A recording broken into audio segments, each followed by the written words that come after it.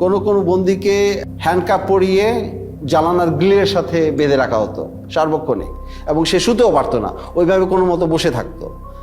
এই যে এর জানালার মধ্যে একটা হাতে এই পাশে ঝুলাই রাখছে আর একটা হাতে এই পাশে। এই 5 দিনের মধ্যে 3 দিন এইভাবে আমাকে লকআপের সঙ্গে ঝুলাই রাখা হয়। শুধু একটাই দোষ ছিল আমার, আমি বলছি আমি নিকাব খুলবো না, আমি পর্দা করি। যেখানে হ্যান্ডকাপ পরা হয়েছে সেখানে কেটে গেছে, রক্ত পড়েছে, তারপরও কিন্তু তাকে নামানো হয়নি, বরং ওখানে পিটানো হতো এবং নানান কথা জিজ্ঞাসাবাদ করা হতো।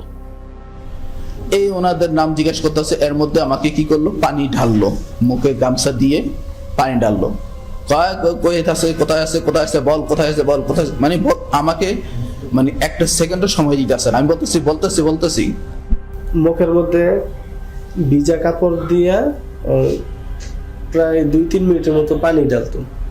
আর ওই সময় দেখা যায় আমি প্রায় সময় অজ্ঞান হয়ে যেতাম, আর মুখ দিয়া খুব লোট টোট ইত্যাদি এগুলো বের হইতো। তারপরও তারা হাসাহাসি করতো।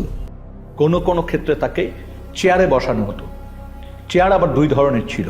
এক ধরনের চেয়ার ছিল যেটা কাঠের ফ্রেম, মানে কাঠের চেয়ার, সেখানে ইলেকট্রিক শক দেওয়ার ব্যবস্থা থাকতো। তো চেয়ারে বসিয়ে ইলেকট্রিক শক দেওয়ার যন্ত্র সাথে সংযোগ স্থাপন করে দিত শরীরে, কখনো কানে, কখনো নখে, কখনো পায়ে, এইভাবে দেওয়া হতো। আমার কানের লতার মধ্যে লাগাইছিল, ওই যে কি ওইটা ওই যে কি ইলেকট্রিক, ওটা বলতে পারবো না, কিন্তু মনে হলো যে ঠাডা পড়ে মাথা আমাদের, সুইচ দেওয়ার লাগলে মনে ঠাডা বললো। অনেক ক্ষেত্রে জিজ্ঞাসাবাদের সময় বালতিতে পানি রেখে প্রস্রাব করতে বলা হতো। কারেন্টের শর্ট দিয়েছে, একটা বালতি দিছে, বালতির মধ্যে পানি ছিল, পেশাব করতে দিচ্ছে, অনেক পানি খাওয়ানোর পরে পেশাব করতে দিচ্ছে। পেশাব করার সময় কারেন্টের শর্ট লাগে, পানির মধ্যে যখন পেশাব করে তখন কারেন্টের শর্ট লাগে। বেশ কিছু টর্চার ইনস্ট্রুমেন্ট যেগুলো ধ্বংস করে ফেলা হয়েছে, তার মধ্যে একটা আমরা শুনেছি ছিল যে একটা বালতির মতো, ওটার ভিতরে পা রেখে দিলে আস্তে আস্তে পানি গরম হতো, তখন যথেষ্ট ব্যথা লাগতো। একটা ইনস্ট্রুমেন্ট ছিল যেটা আপনাকে যদি বেঁধে দেওয়া হয় তাহলে ওটা ঘড়ির কাঁটার মতো ঘোরাতে পারতো, 360 ডিগ্রিজ ঘুরতো। র্যাবের কাছে ঘোরে যে চেয়ারগুলো, এগুলো পেয়েছি। স্বাভাবিক একটা চেয়ারে বসানোর পরে আমাকে ওই হুইল চেয়ারের মতো যেমন পা রাখা যায় ওরকম পাদানি আছে, পাদানের উপরে পা রাখার পরে পা থেকে মাথা পর্যন্ত অনেকগুলো বেল লাগায়। তো পা এইগুলো যখন করছে তখন আমাকে কিছুক্ষণ ঘোরানো হয়েছে। একটা পেয়েছি আমরা কিন্তু ময়লার আবর্জনার ভিতরে, মানে ওটাকে ফেলে দেওয়ার জন্যই রাখা হয়েছিল, আমরা যে ওইখানে খুঁজে খুঁজে বের করে এনেছি। কোনো কোনো ক্ষেত্রে নখকে বিচ্ছিন্ন করে ফেলা হতো, কোনো কোনো ক্ষেত্রে সুই ঢুকানো হতো, এবং কারো কারো ক্ষেত্রে সম্পূর্ণ উলঙ্গ করে ঝুলিয়ে রাখা হতো। মাথা নিচে দিক, পা উপর দিক দিয়ে ঝুলে, আর আমার শরীরে কোনো পোশাক রাখে নাই তখন, একেবারে উইদাউট ড্রেস। তারপরে এলো পতায় আমাকে 2 জনে একসঙ্গে পিড়াতে থাকে। 2 হাতে বাঁধতো, বাঁধার পরে এমনি বসায়া এই জায়গাটা লাঠি ঢুকাইতো, লাঠি বড় একটা লাঠি ঢুকাইতো, লাঠি ঢুকায় লাঠিটা আমরা দইরা এই যে 2টা চেয়ার নিত, এই 2টা চেয়ারের উপরে আমরা ঝুলাইতো, আমাদেরকে পিড়াইতো।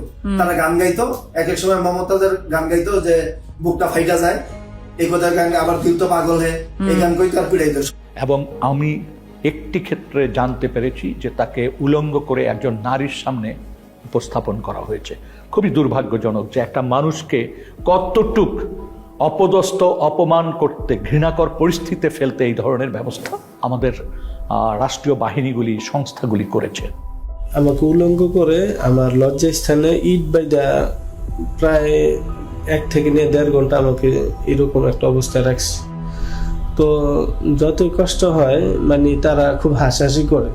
যেমন একটা বন্দির ক্ষেত্রে আমরা জানতে পেরেছি যে ওই বন্দিটার গায়ের ওড়না টেনে নিয়ে গেছে কোনো একজন সিকিউরিটি ফোর্সের সদস্য, এবং তাকে বলা হচ্ছে তুই তো একসময় খুব পর্দা করতিস, হ্যাঁ ইসলামিস্ট, তোকে দেখ এখন কেমন লাগে। এইভাবে তুচ্ছ-তাচ্ছিল্য করা হয়েছে। বন্দির মাসিকের সময় যা প্যাড দেওয়ার কথা, ওইটা প্যাড দিয়ে ওটা নিয়ে খুব হাসাহাসি করতো। ওইটা খুবই তার জন্য একটা লজ্জাজনক বিষয় হয়েছিল যে সবার সম্মুখে অনেক হাসাহাসি করছে। এই বিষয়টা খুবই পীড়াদায়ক।